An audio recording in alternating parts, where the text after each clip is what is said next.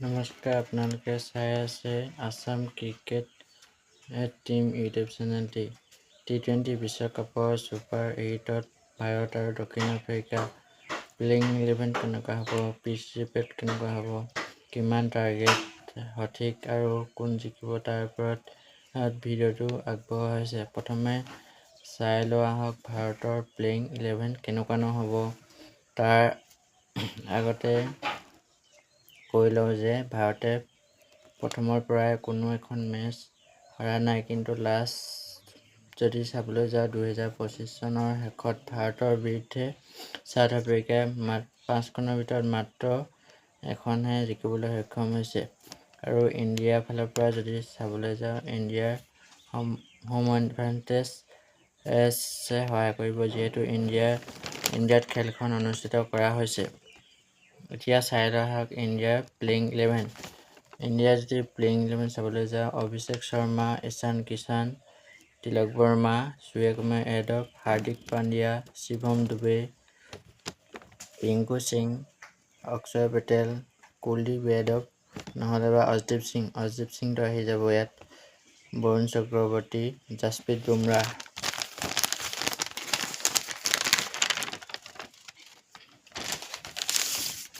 এতিয়া যদি চাবলৈ যাওঁ চাউথ আফ্ৰিকাৰ প্লেইং 11, যিহেতু চাউথ আফ্ৰিকাই নিউজিলেণ্ডৰ বিৰুদ্ধে এটা শক্তিশালী টিম প্লেইং 11 দিছিল, সেইটো লৈয়ে নামিব চাগে। আৰু কোনো ইয়াত সালসলনি নহ'ব নিচিনা লাগিছে। প্ৰথমতে যে আমি চাবলৈ যাওঁ চাউথ আফ্ৰিকাৰ Aiden Markram captain, Quinton de Kock, Ryan Rickelton, David Davis, David Miller, Tristan Stubbs, Marco Jansen, Corbin ব্ৰছ, কাচিগো ৰাবাডা, কেশৱ মহাৰাজ আৰু লুংগি এনগিৰি। এনেকুৱা হ'ব পাৰে চাউথ আফ্ৰিকাৰ প্লেইং 11। যথেষ্ট শক্তিশালী, বহুত দীঘলীয়া বেটিং লাইনআপ। এতিয়া আৰু ভাৰত আৰু চাউথ আফ্ৰিকাৰ মাজত যেতিয়া খেল হৈছিল, কোনে ভাল খেলিছিল চাওঁ আহক।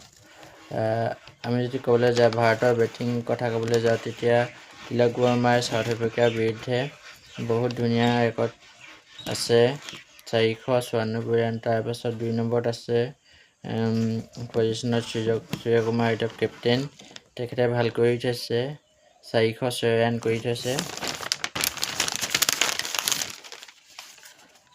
হাৰ্দিক পাণ্ডিয়া 373 ৰান আছে, য'ত নেকি 52টা। তাৰপাছত অভিষেক শৰ্মা 200 ৰান কৰিছে চাউথ আফ্ৰিকাৰ বিৰুদ্ধে, য'ত নেকি 50 এটা আছে। গতিকে এই 4জনৰ ভিতৰতে কোনোবা এজনে ভাল কৰিব নিচিনা লাগিছে, আৰু শিৱম দুবেকো আশা কৰিছোঁ। চাউথ আফ্ৰিকাৰ যদি বেটাৰৰ কথা ক'বলৈ যাওঁ, ডেভিড মিলাৰে, তেখেতে বহুত অভিজ্ঞতা আছে ইণ্ডিয়াত খেলাত, আহি IPLতো খেলে। গতিকে তেখেতৰ ইণ্ডিয়াৰ বিৰুদ্ধে যিটো ৰান 563 ৰান আছে, য'ত নেকি 100 এটা মাৰি থৈছে আৰু এটা 52টা। কুইণ্টন ডি ককে ভাৰতৰ বিৰুদ্ধে 507 ৰান, য'ত নেকি 50 এটা আছে, আৰু এডাম মাক্ৰম ইণ্ডিয়াৰ বিৰুদ্ধে 327 ৰান, য'ত নেকি আছে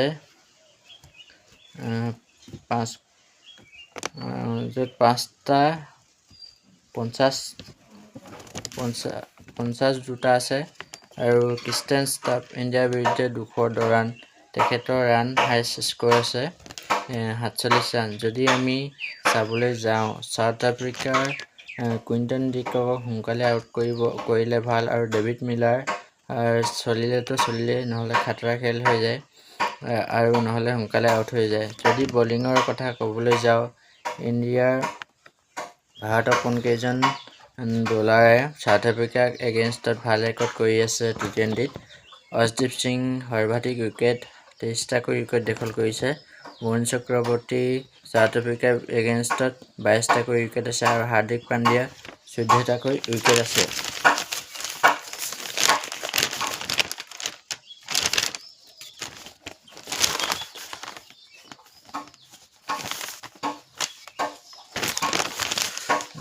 চাউথ আফ্ৰিকাৰ যদি বলাৰৰ কথা ক'বলৈ যাওঁ, লুংগি এনগিৰিয়ে লুংগি এংগুৰিয়ে 16টাকৈ ইণ্ডিয়াৰ বিৰুদ্ধে উইকেট দখল কৰিছে সৰ্বাধিক আৰু কেশৱ মহাৰাজ 15টাকৈ উইকেট দখল কৰিছে ইণ্ডিয়াৰ এগেইনষ্টত।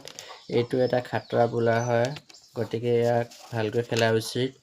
আৰু মাৰ্কো জনছন 9টাকৈ উইকেট দখল কৰিছে ইণ্ডিয়াৰ বিৰুদ্ধে। 2024 চনৰ লাষ্ট ফাইনেলখনত কি হৈছিল আকৌ মনত পেলাবলৈ বিচাৰোঁ। সেইখন খেলত ভাৰতে 176 ৰানৰ টাৰ্গেট দিছিলে। 7টাকৈ উইকেটৰ লোকচানত বিৰাট কোহলীয়ে সৰ্বাধিক ৰান কৰিছিলে। 59টা বলত 76 ৰান, অক্ষৰ পেটেলে 31টা বলত 47 ৰান আৰু শিৱম দুবে 16টা বলত 27 ৰান কৰিছিলে। পিচ ৰিপৰ্টখন বলিং পিচ নহ'ব, বেটিং পিচে হ'ব। প্ৰথমে যোনে বেটিং কৰিব তাৰে লাভ হ'ব। এতিয়া খেলখন অনুষ্ঠিত হ'ব নৰেন্দ্ৰ মোদী ষ্টেডিয়াম। গতিকে গুগল প্ৰেডিকশ্যনেনো কি কয় চাওঁ আহক। ইণ্ডিয়াক দিছে 67% আৰু চাউথ আফ্ৰিকাক দিছে মাত্ৰ 33%। গতিকে ইণ্ডিয়া জিকিব নিচিনা লাগিছে। যি হওক যি নহওক, ইণ্ডিয়া আমাৰ সদায় ইণ্ডিয়াৰ লগত ছাপোৰ্ট আছে। আমাৰ আশা ইণ্ডিয়াই জিকিব বুলি। গতিকে ভিডিঅ'টো ইমানতে সমাপ্ত। আকৌ অন্য এটা ভিডিঅ'লৈ অহাৰ আশাৰে মই বিৰাম মাগিছোঁ। ধন্যবাদ।